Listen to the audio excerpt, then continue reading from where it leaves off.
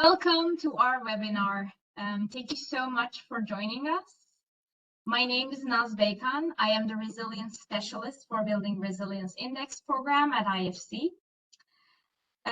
Joining me is my colleague, Sandeep Singh, Global Business Development Lead for EDGE Green Buildings program at IFC.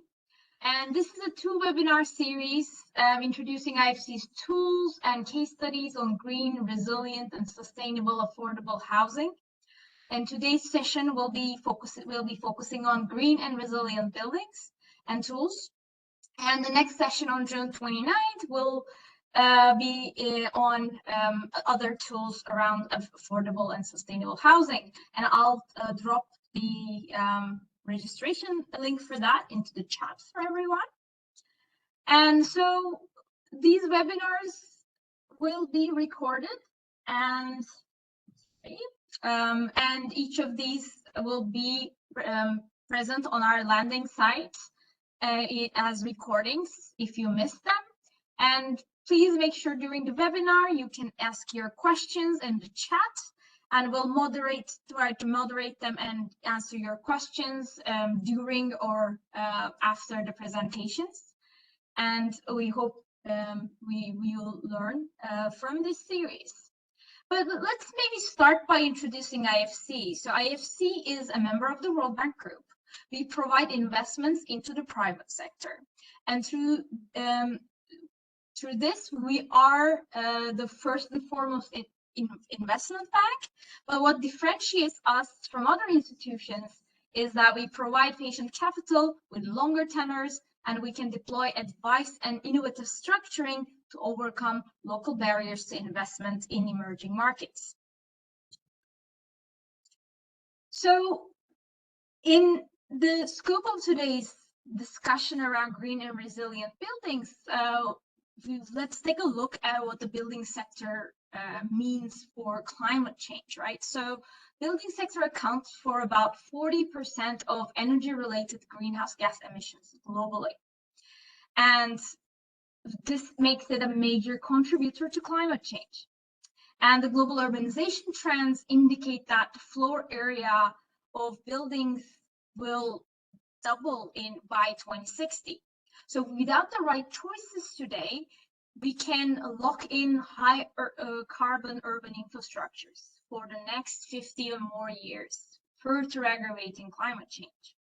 On the other side of the story, we have buildings that are being damaged from the more frequent and severe climate disasters. And their reconstruction also contributes to further climate change as well. So we need to break this vicious cycle through making sure that every new building, every retrofit, or every post-disaster reconstruction is adopting both green and resilient practices. And IFC has been a leading organization to support these sort of activities in emerging markets, mainly through our EDGE Green Buildings program. For us, the business case is clear. We've been doing so much in this space, and my colleague Sandeep will share more information about this. And we're trying to make sure that all our investments in this space are going green and moving forward also resilient. And that's through our newer program, Building Resilience Index, that's trying to mainstream climate adaptation and resilience practices in the building sector. And how do we do this? So we have a four-pronged approach to creating impact in these spaces. First of all, we try to improve access for green and resilient projects via financial institutions. We can provide direct investments to establish green and resilient demonstration projects. And we can improve public policy environment to facilitate a good legal foundation or incentives for green and resilient building market. And finally, we have our tools, EDGE, Building Resilience Index, and our CT level tool, APPRO, that will ensure green and resilient buildings can be quantified and disclosed and assessed.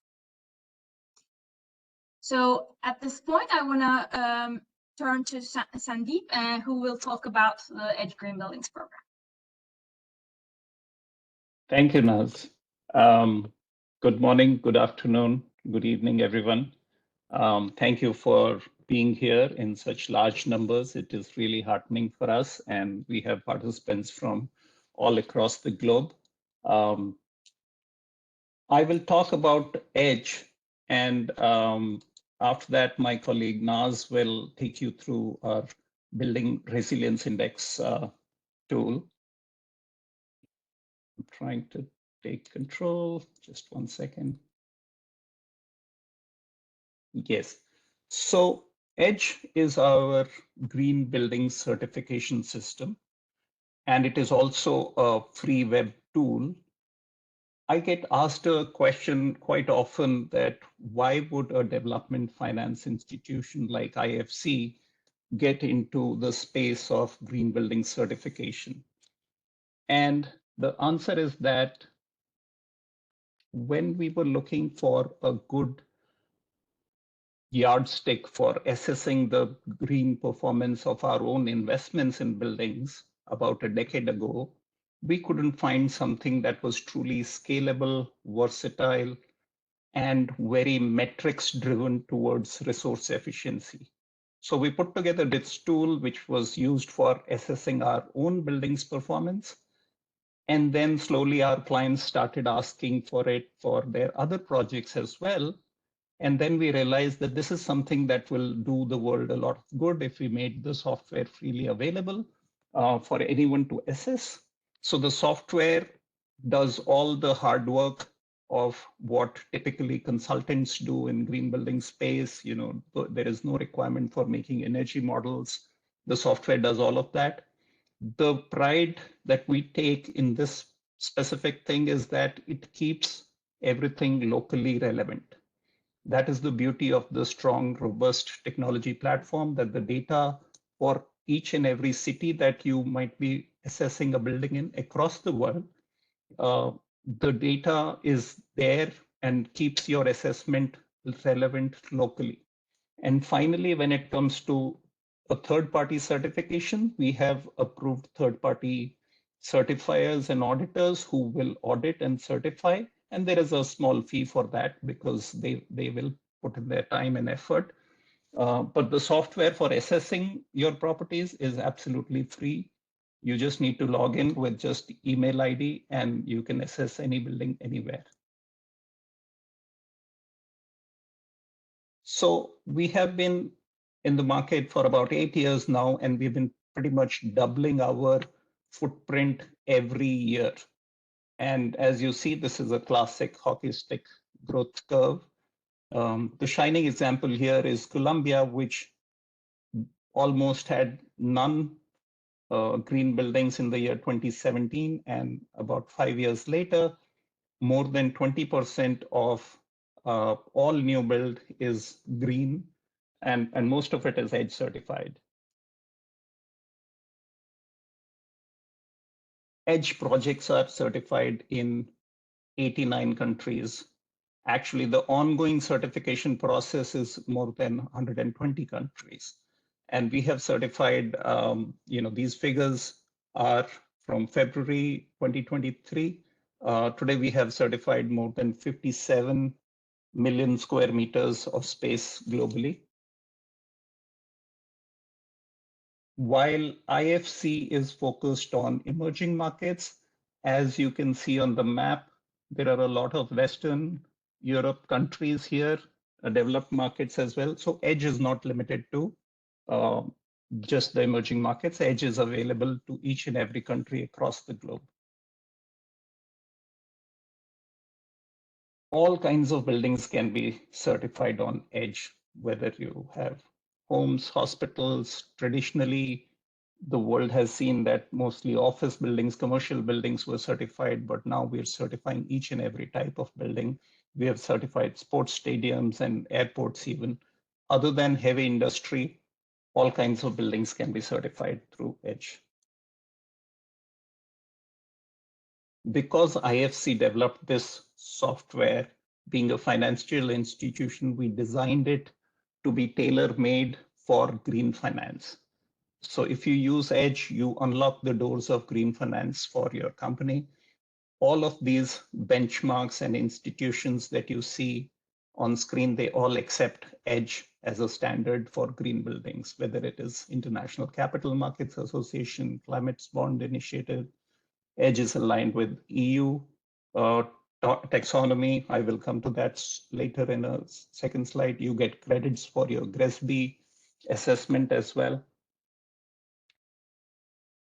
So let's say if you want to raise or issue a green bond and raise finance for green buildings, EDGE makes it very simple. Defining the green criteria can be pretty complex, but with EDGE, all you have to say is that the proceeds will be used for EDGE certified projects, and the green finance institutions would understand that, yes, this qualifies for green finance. And when it comes time for demonstrating compliance, all you have to do is furnish the EDGE certificate, and you have demonstrated compliance with the criteria. Finally, EDGE helps you report environmental impact because each and every EDGE assessment gives you carbon emissions and carbon savings. And that is something that most green finance institutions are looking for. Here is a sample of some of the banks that are using EDGE to develop their own funnel for green finance. They may be lending green construction finance or green mortgages to retail buyers. We spoke about EU taxonomy earlier. EDGE is perfectly aligned with the requirements of EU taxonomy. EU taxonomy requires something called primary energy demand to be measured in kilowatt hour per meter square per year. EDGE assessments are in the same exact unit. The only difference might be delivered versus at source, and that is a country factor. Just a quick multiplication will solve that. In all other matters, I think while EU member states will define their nearly zero energy building standards as and when those are finalized, if you have your buildings assessed by EDGE, you will know exactly where your buildings stand. EDGE requires minimum 20% improvement in energy, water, and embodied energy compared to the EDGE baseline, which is the local business as usual norm. So our opinion is that it might be a little bit more stringent than the EU requirements per se. Now, these are the three levels of EDGE in which you can certify your buildings. EDGE measures your building's resource efficiency on these three parameters: energy, water, and embodied energy in materials. If on all of these three counts independently, your building is 20% more efficient compared to the EDGE baseline, which is the local business as usual norm. If it's 20% or better, then you get EDGE certified. EDGE Advanced requires the energy parameter to be at least 40% or more compared to the EDGE base case. Water and embodied energy remain at the same 20% requirement. If your building is 40% or more efficient compared to the EDGE baseline, then you get EDGE Advanced certificate. Now, these two certificates are standalone certificates. You don't need to renew them.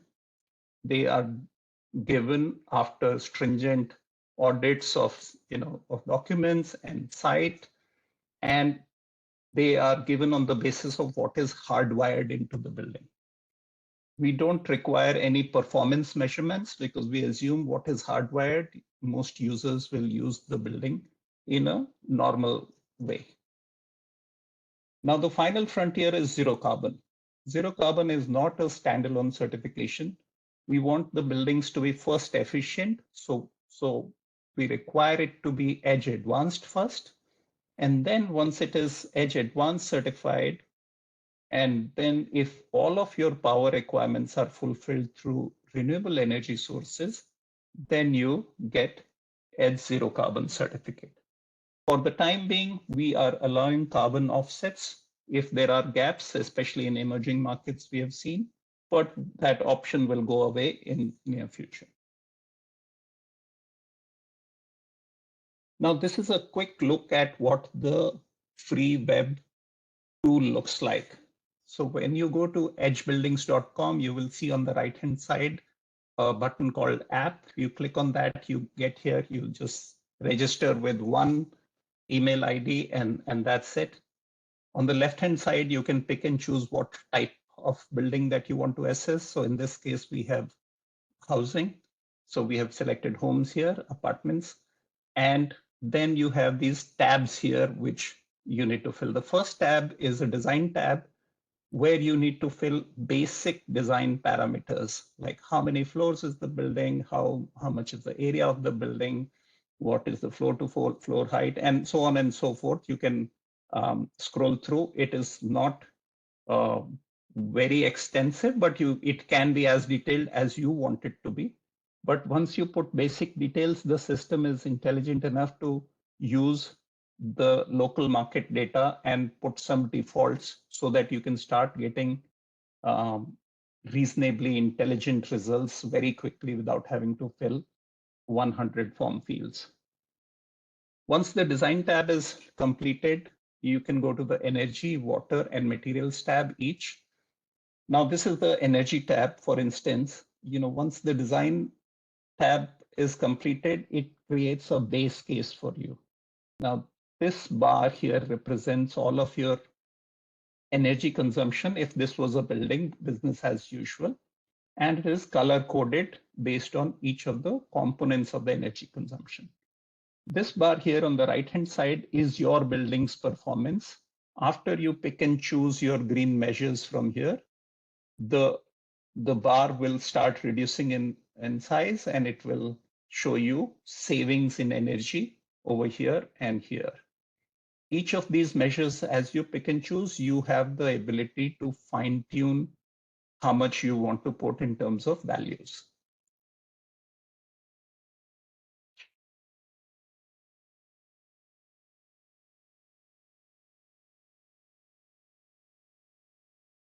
When you scroll down on the design tab, on the energy tab, you see another graph here, which shows you your carbon emissions and carbon savings. So again, the bar on the left-hand side is the base case carbon emissions. The bar on the right-hand side is your building's carbon emissions, and the difference is, of course, the savings.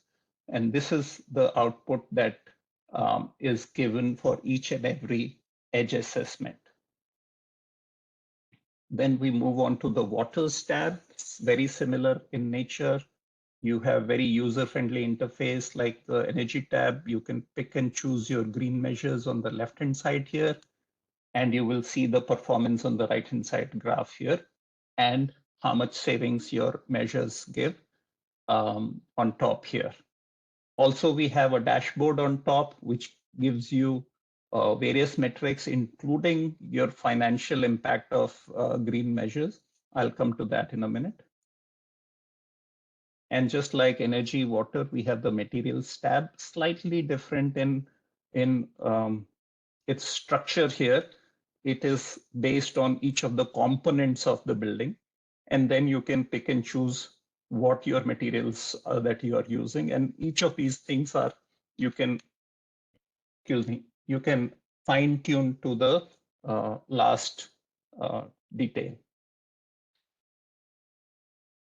So finally, talking about the dashboard, which is there on the top of the EDGE app, it gives you energy, water, material savings, and also quantifies them. But it also gives you financial calculations. It tells you what is your incremental capital expenditure going to be for these green measures, how much money you will save every period from utility bills, and based on those two, what is your payback period? So that is a very potent design information that designers can use, and it helps them in the decision making. If you start using the EDGE app early enough in your in the design of your new building construction, then you can minimize the cost while maximizing the resource efficiency. And last but not the least, as I mentioned, it also gives you your carbon savings and carbon emissions of the building. Finally, when you get the certificate, all of these things which you see on the dashboard, including the carbon figures, they are all mentioned on the certificate itself. So as you see, that I mentioned earlier, that EDGE is a very metrics-driven, resource efficiency focused certification, which is developed on a technology backbone, which makes it versatile, scalable, applicable anywhere in the world, while keeping it locally relevant. Now, when and how can you certify a building? A building can be certified and at any stage of its life using EDGE. If a building is existing, let's say it was developed 5 years ago, you know that it was designed and built in an efficient manner, you can straight away go in for a final EDGE certification. There will be audit of documents, site audit, all of those audits, when they are approved, you get an EDGE certificate. But if the building is in design and construction stage, you can still get an EDGE certificate, a preliminary certificate, which is given after a design audit. And you have a 3-year time frame to complete the construction. Once the construction is completed, there will be a site audit, and then you will get the final EDGE certification. For zero carbon, we require at least 1 year of operation with at least 75% of expected occupancy, and then the EDGE zero carbon certificate can be awarded. In terms of cost, EDGE certification, when you compare the total cost of certification, it is just a fraction of what most other globally renowned certifications cost. In terms of time, it's equally efficient. You can get EDGE certificates in matter of maybe 4 to 8 weeks even.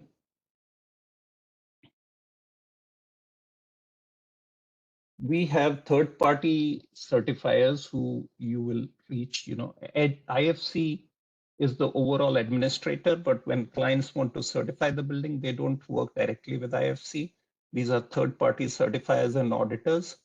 For instance, here, Sintelli and SGS is a certifier auditor combination. They have tied up. Sintelli is a UK-based company. SGS is a global consulting firm. Similarly, we have GBCI, which is a well-known organization that certifies LEED, WELL, and a lot of other certifications. They also certify EDGE. They have their own ecosystem of auditors who you will work with. So these two are global certifiers, but we also have, in some cases, some countries, we have local certifiers as well. So for each of your country, if you go to the edgebuildings.com website, and click on certify, you will be able to figure out who the certifiers are in your country. Just a quick word on zero carbon. The entire institutional real estate world is talking about decarbonizing the building sector, and the World Green Building Council and the Global Alliance for Building and Construction have come up with these two targets.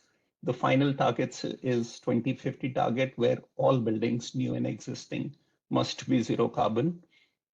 The interim target is 2030 target, where all new buildings start being built as zero carbon, and existing buildings are decarbonized to the extent of about 40%.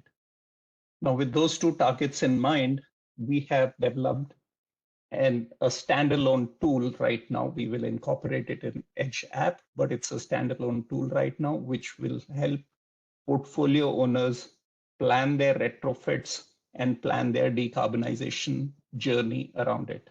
Because EDGE gives you carbon emissions and carbon savings with each and every assessment. What you need to do is let's say you have a portfolio of 50 buildings, you can quickly do the assessment for all of those 50 buildings, and you do the retrofit assessment as well. It will give you an estimate of cost, but you can calculate costs on your own. And once all of that information is fed into the tool, you are able to set your interim and final targets. Once you set these two targets, the tool creates a target pathway for you, which is the gray line. There is a retrofit optimization feature in the tool, which will help you plan your retrofits basis the cost impact and the available budget. And that the green line represents that. And finally, year on year, you can track your buildings and your portfolio's performance in terms of carbon emissions. So this is a tool that we are piloting with some large portfolio clients right now.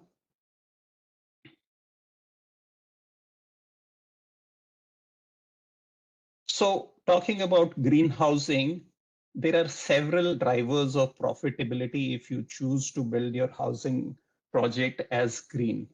First of all, as I mentioned earlier, it gives you access to international green finance, and you probably get better financing terms when you access green finance. The incremental cost of going green can be kept minimal through early planning and use of tools like EDGE software. Our developer clients have demonstrated that the sales can be done faster if you tell the clients that they will be saving money on the utility bills, you are doing something which is helpful to the environment. Several studies have also noted that the default rates for green buildings or green homes is actually lower. And in many, many countries, governments give incentives to developers who are building green projects. So these are all the various factors which add to the profitability if you choose to develop green. One of the myths that we have to battle pretty much every day is the perception that the incremental cost of building green is very high. You know, the numbers can be anything. People have all kinds of vague impressions, which might have been the case 20 years ago for a very high-end office building in the Western world. But when we talk to our clients, and there are several examples given here, we understand that for housing, even affordable housing, the incremental cost of building green is about 1%, maybe 1 to 3% in some cases. But these are examples here from multiple continents. You can see that they have all reported, specific companies have reported that their incremental cost of building green is about or less than 1%. EDGE offers you a marketing toolkit. If you're a developer developing housing for sales, you can benefit greatly by integrating EDGE and its outcome in your sales and marketing strategy. You can issue press releases, you can submit a project study to us, which we will publish on our website. You can do social media campaign and other media campaigns demonstrating your company's commitment to environmental sustainability and that you got certified through a World Bank group certification called EDGE. We have seen developers use EDGE in their marketing and sales galleries and benefit greatly from it. This is an example, you know, it's a well-rounded example of a developer in Vietnam. They were able to sell 20% faster when they demonstrated EDGE in their sales gallery during the launch of their project, sales launch of their project. They also, because they were able to sell faster, they needed lesser financing and were able to reduce their financing cost by 3%. They also reported that the incremental cost of developing green was just about 1%. They were able to win a Financial Times Transformational Business Award. This is the development that they have done. Vinte is another developer in Latin America. They have done these smart, affordable green homes, and they were able to win Fortune Magazine's Shared Value Initiative listing. This is another case study in Colombia, where the residents were able to save about 44% in utility bills on an ongoing basis every period. Signature Global, an Indian developer, also reported back saying that they were able to sell 3 times faster in the initial launch compared to the non-green buildings. One of our clients, Baldwin Properties, worked with ABSA Bank, and the bank then launched a green mortgages program specific to the customers of Baldwin Properties green projects. And that's how developers can benefit.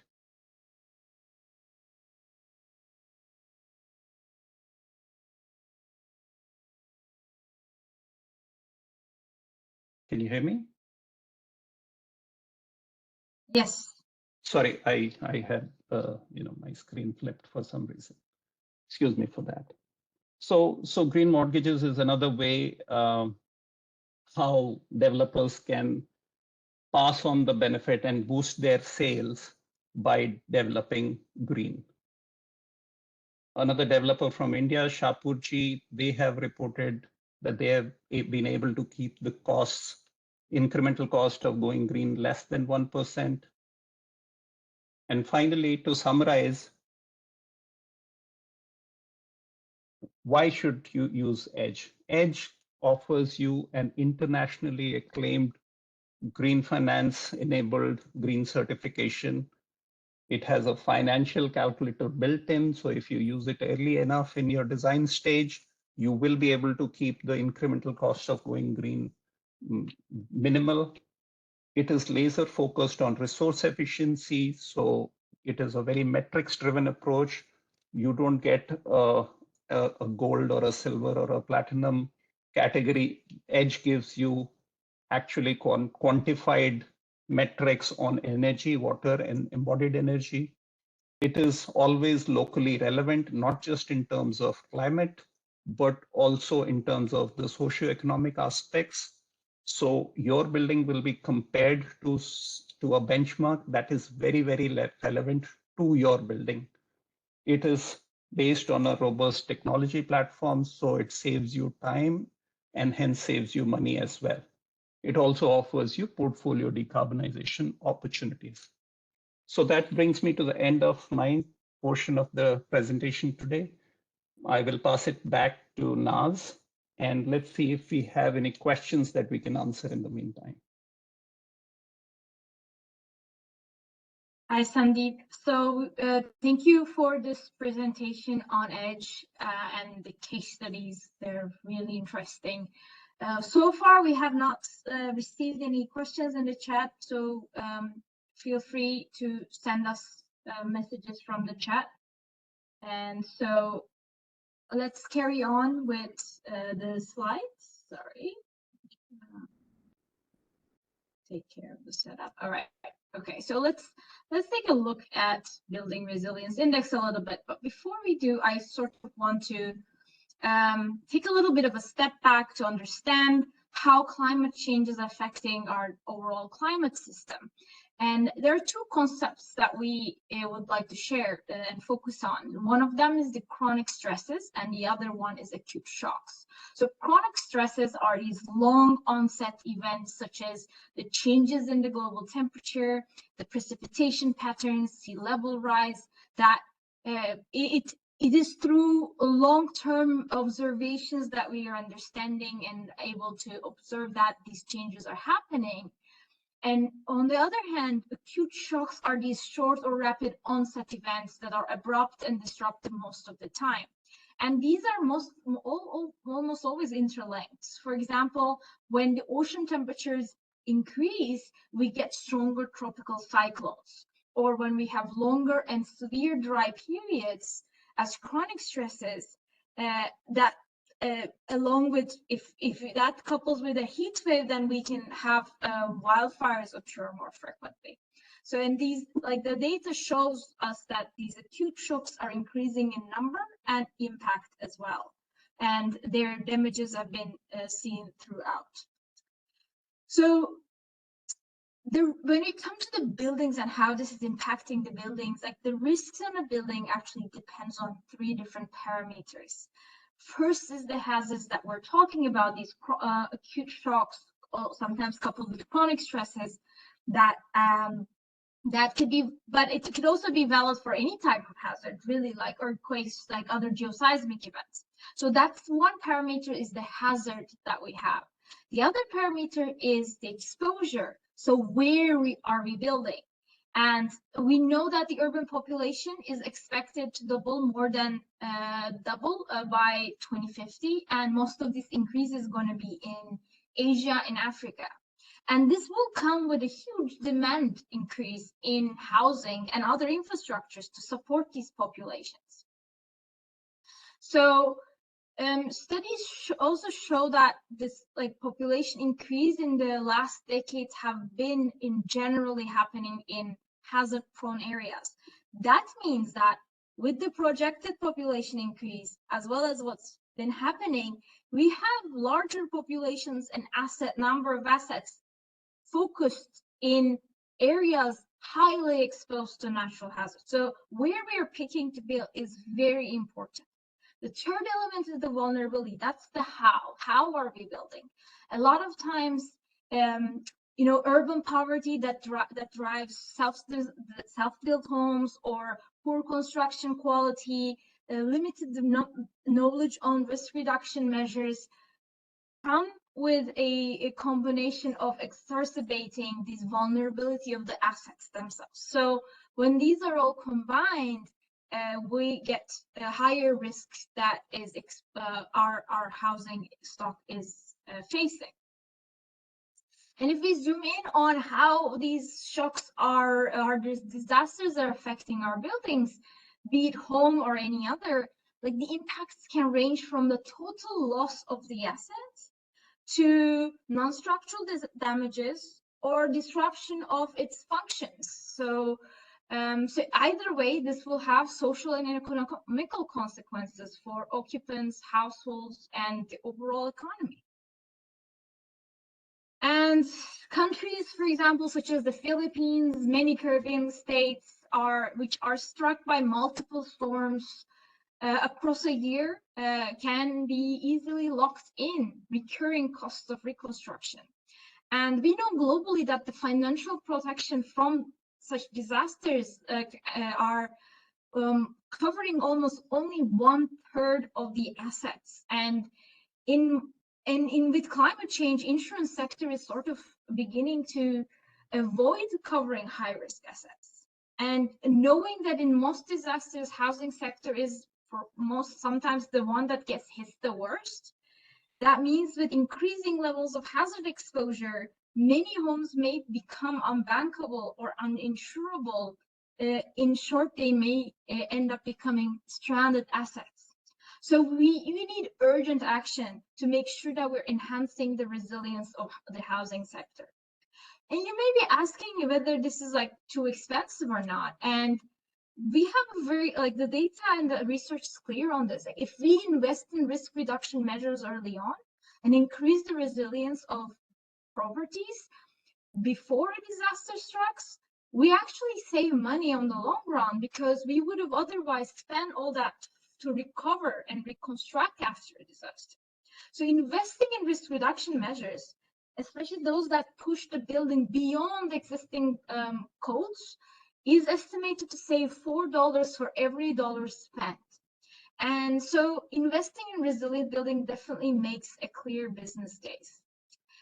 And for IFC, in the context of Building Resilience Index, which will come in a second, we define a resilient building as a building that will withstand the natural and climate hazards it's exposed to, and ideally continue its operations without disruption following an intensive hazard event.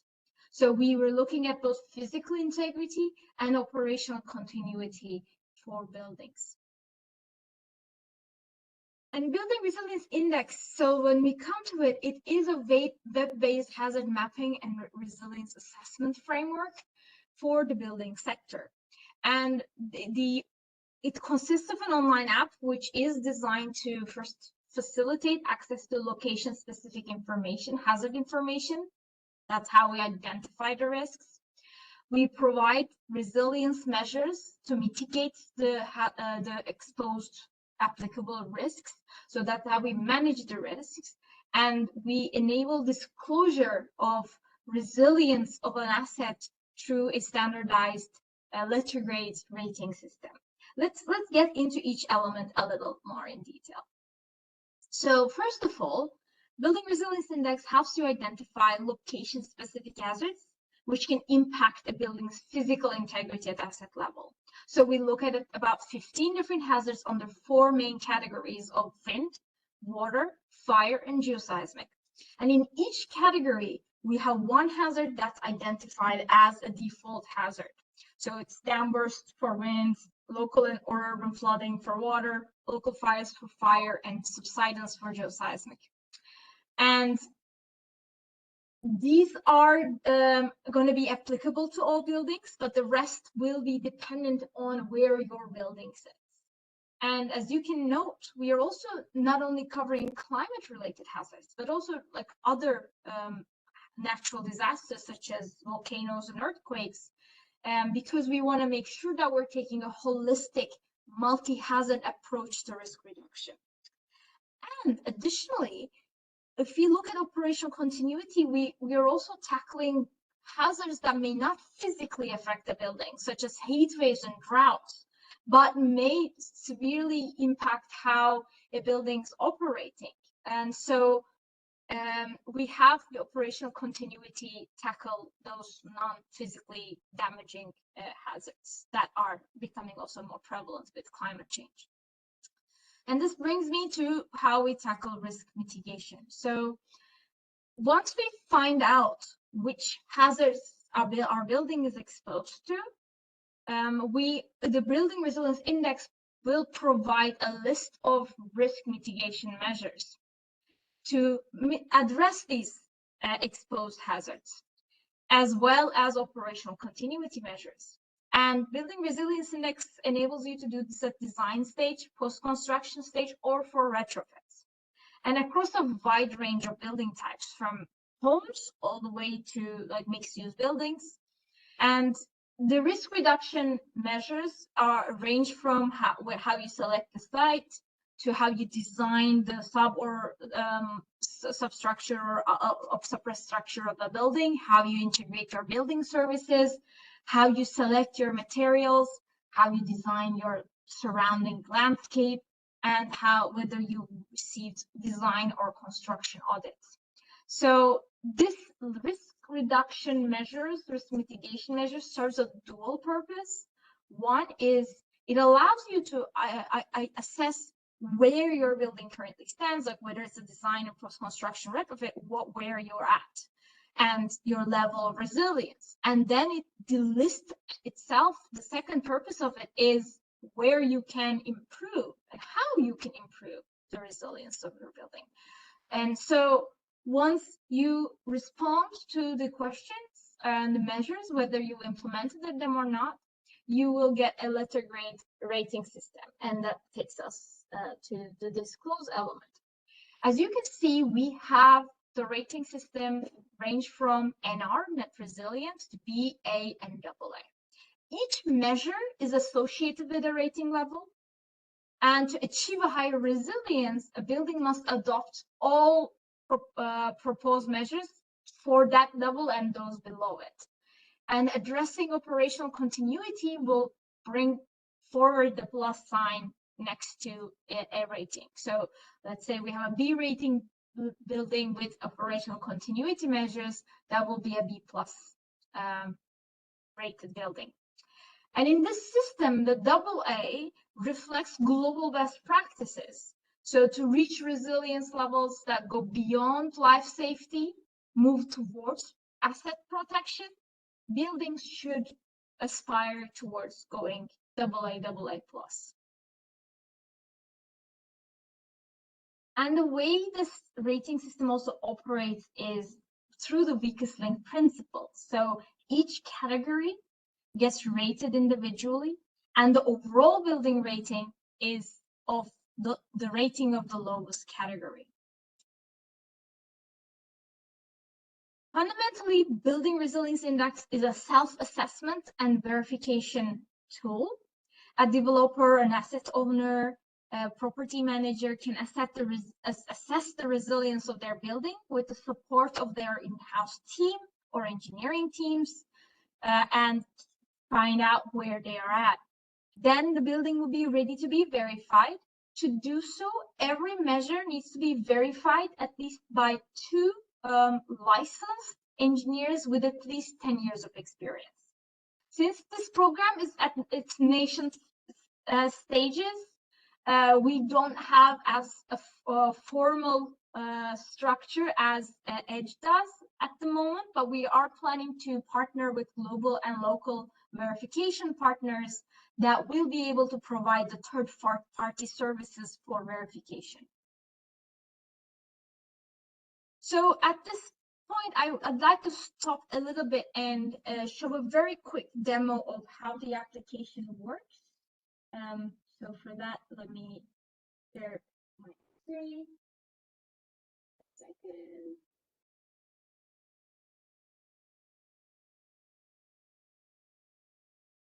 So if you go to resilienceindex.org,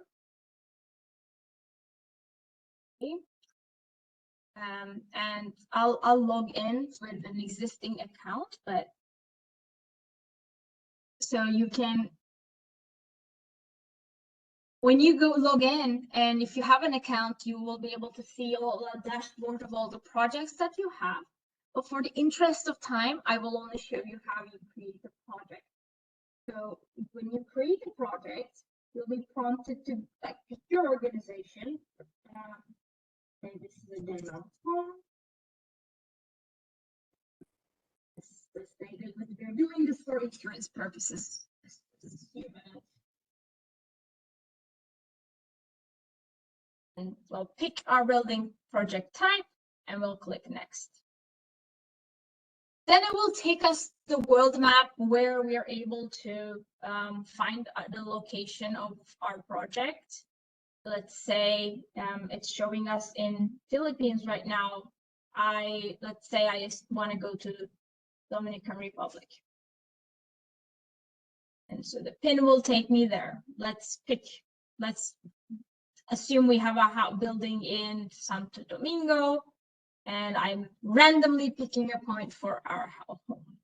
And so this is where Building Resilience Index starts, the algorithm starts happening. So the moment I click next and select my location, in the backend, the algorithm will look into hazard exposure for all those different types of hazards for that location I selected. So it's going to look through coastal floods, wildfires, earthquakes, all those different types of risks. And then it will ask me what stage in my project. Say this is a design stage. I'm just going to throw in some numbers here. Say this is a mid-rise building, large building. And let's say we're going to finish in 2050, and then we create project. So now we will have access to the mitigation measures that are for the hazards our project is exposed to. So in the project page, what we're seeing is all the information we plugged in, but as well as all the hazards that this location is exposed to. So they're all here. And so if we go on to the assessment and start our assessment, it will tell us like this location, of course, it's going to be, because it's a default hazard, it's going to be exposed to downbursts and cyclones, like hurricanes or storms, all in the same category.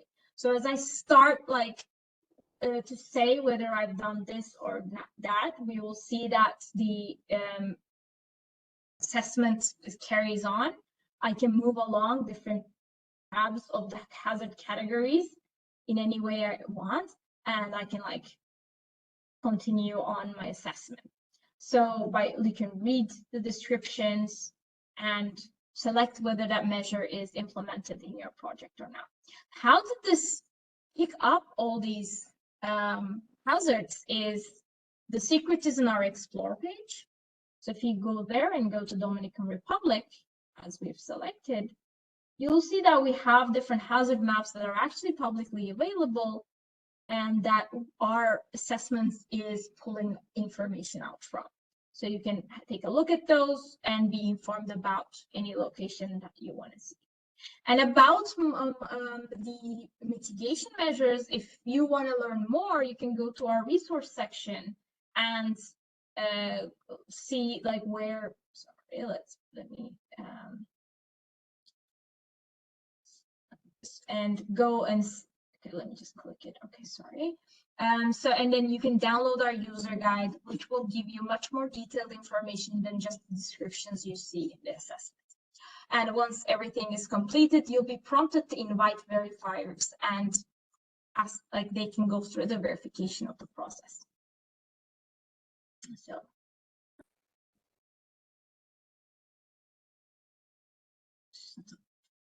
Just give me a second.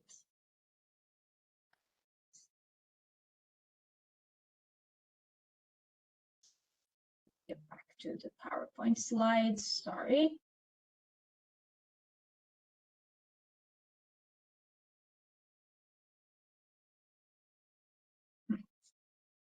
We're back at the slides in a second. Oops.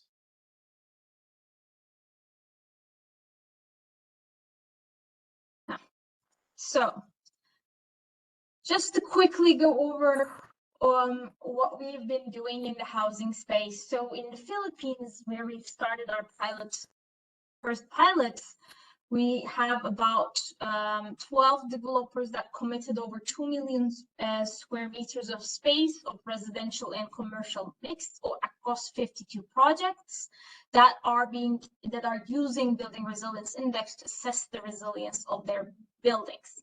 One of them was Via Verde in Padre Garcia, is going to be built by Imperial Homes. They have used Building Resilience Index in their design phase, which for a project that has about 1,000 units. And the main hazards that they found out that their properties are going to be exposed to typhoons, floods, and earthquakes. And based on the mitigation measures that they were planning to introduce to their buildings, they would be up for an A+ rating. And so, like in post-construction, it could be possible that they might even achieve higher if they follow, like if they use the mitigation measures as an improvement possibility. And so in a nutshell, from a housing perspective, Building Resilience Index can help you design and construct, help your design and construction teams to make more informed decisions for their engineering and design. It will allow you to minimize post-disaster life losses, injuries, damages, and economic losses. Enable you to communicate the resilience level and the value of resilience of your properties to financial institutions, insurers, public sector, as well as your tenants or occupants or buyers. And it will facilitate access to better insurance premiums. So we would like to encourage you all to sign up for Building Resilience Index, which is free and publicly available, and start assessing the resilience of your housing projects. And before we move on to the Q&A, of course, we would like to acknowledge that both Building Resilience Index and EDGE are publicly available free tools. And to make this possible, we would like to thank our donors for supporting our work in this space. So I think we can move on to the Q&A. So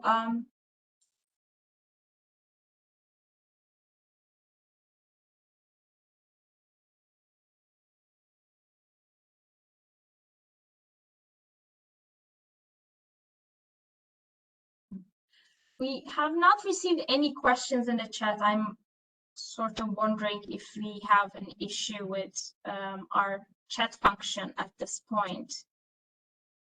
If so, we apologize deeply. Feel free to email at us. Can you please share the EDGE information email, and I will share the BRI information email. So if that's the case, we are sharing the emails for our respective programs in the chat, so that any questions we'll be happy to answer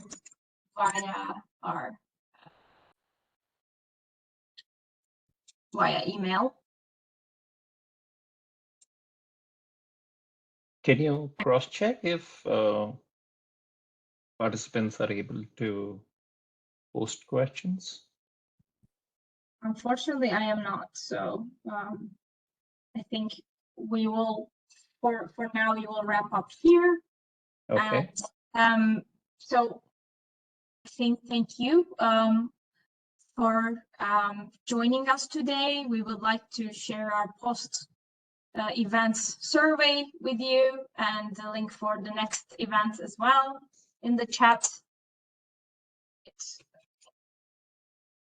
And next second. And yes, please fill the post event survey for us. And thank you all for joining. We hope this session was helpful. We look forward to seeing you at the next event. And thank you, Sandeep, for being a good co-host. Thank you so much, everyone, for joining us today. We will look forward to any emails, queries from you, and looking forward to seeing you in the next webinar. Thank you. Bye-bye.